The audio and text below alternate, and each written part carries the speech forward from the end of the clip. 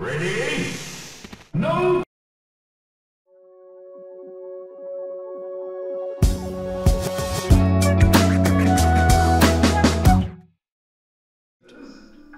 Alright, we're getting in on a Marth Ditto Fountain of Dreams. We're going to be watching out for our down tilt. There's our down tilt. We did ours too slow, so we were not able to do that safely. But you notice that we were still okay. And this person could have tagged, but they're going to be piecing out now. Now, of course, we are in a small stage, so avoiding the invulnerability is going to be hard. I tried to go for a dash through. Did get punished. This person went too low, and they missed their tech once again, so we know this person's probably not going to be hitting their techs. We are getting a little bit more information. You notice we didn't want to stay close that time. We did take the hit. Marth can edge trap himself really well. And they're going to leave because they did miss a bit of a forced punish. GG's. It begins the reign of Big P, bro. You get Cody, and then you leave him and mauled him, and then you get Master Cow, who just is big Angie. I used to be crazy about winning. Now but I think I also just hated losing a lot, which was less healthy. If it isn't a big deal, why not finish the game? Yeah, I mean, that's fair, right? I think some people just don't like getting hecked up.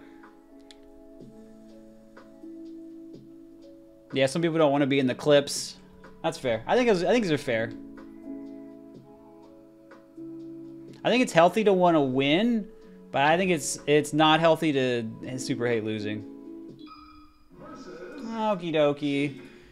We're playing Marth Sheik coming in on Dreamland. We're watching out for some of Sheik's approaches, such as drifting in with forward air. We're going to see if the Sheik would be teching in place, just to kind of check them. They're going to be coming in. We're going to try and go for a bit of a tech chase. And we kind of went for a bit of an ambitious punish. We wanted to hit Sheik there, even though it is a bit of a risky one. The Sheik is not fast falling. We're keeping that in mind. Sheik is also going for a lot of full hops. So now that we know that, we're going to try and put Sheik back up in the air. Jump. No jump. Good information. So when Sheik is that close to you, you can pretty much just get up safely because Sheik has to either go into the edge or straight up.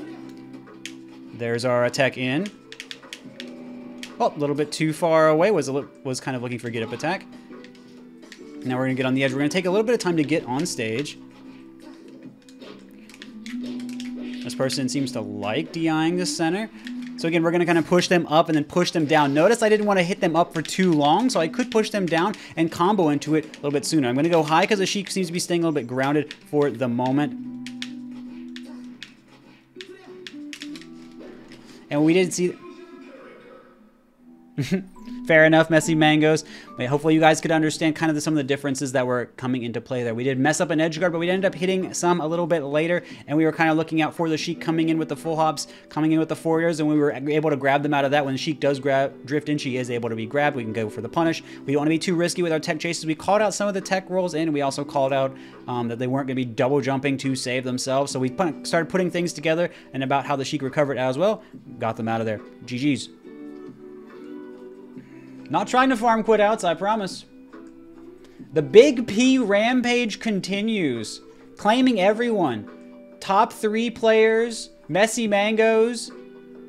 Cal. That's everyone. They literally hit me with the too good, right? So I doubt they were mad. But, they were just kind of like, dang. I think it was almost like a respectful quit out. Like, dang, I got hecked.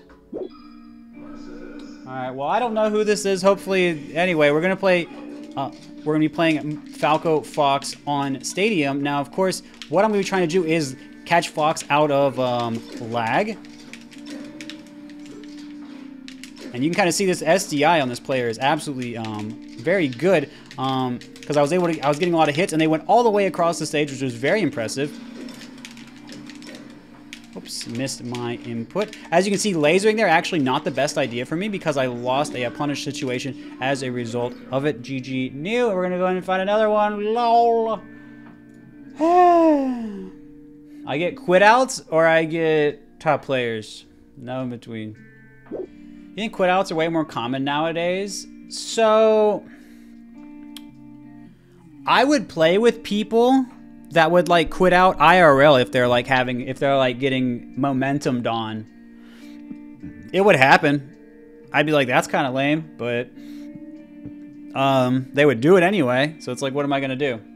I think like because of unranked, I think it is probably higher, but like it's kind of funny. You know, I'm thinking about it now. Like in 2008, you know, people used to actually never quit out. They never quit out of matches ever. In 2008, Florida started quitting out, and then other people started following suit. And then it was kind of like people would just start like, it's kind of like 2013, 2014 was like when people would start quitting out like early. And now it's kind of like, and now like as of last year with Slippy, it's like people will quit out like if they get hit. What changed people's mentality about quitting out? Initially, people quit out to get to the next game faster. Then I think people started using it. So like what quitting out does, this is actually it might be an interesting idea for a video, but quitting out, what it does is it in like vanilla Melee, it skips the results screen, it skips like the animation and the song and everything, and then you don't have to, and then all of that stuff.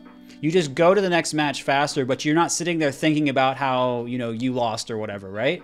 So I think some people along the way started thinking, well, what if I just skip like the hard part before that too? Because that part would suck also. And so they started using quit out as a way to avoid the hard part even before like avoiding the results screen. So I think that's where a lot of it is. I don't think that's always the case. Like someone quit out on me earlier and just said too good. So I think they were just like, oh wow, that was really impressive. But I think like it's a lot of what it is. That's just kind of what I think of when I'm thinking of it quickly. I don't think we should always assume someone's mad when you quit, but sometimes it does seem more obvious than others. Bonjour, Jeanson. Later, future. All right, we got Falcon on FD. We're going to be making sure that Falcon is not going to be able to just jump over our lasers easily. And if he does, he's going to try and get punished. Oh, and we're going to make sure we're hitting our fastballs. Very important. We hit Falcon out of the air with our downer, which is why we were not able to get that punished. Notice that I need to be spaced a little bit farther away if I'm going to be punishing Falcon coming with those aerials. So Falcon's going to jump, trying to think I'm going to go for some aerials. So if Falcon were actually... if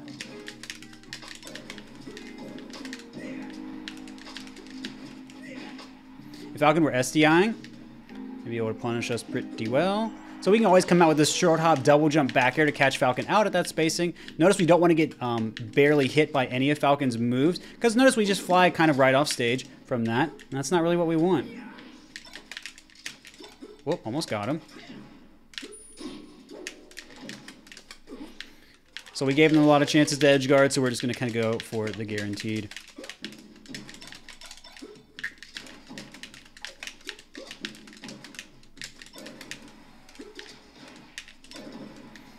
So of course you can kind of see we changed up our timing so we could land with a lower laser right as they got in front of me, and then we can link that into jab. Laser jab does link as a true punish, and we can get a punish from that. But you can kind of see the down air we hit on that Falcon out of the air was not our best move, not our finest moment.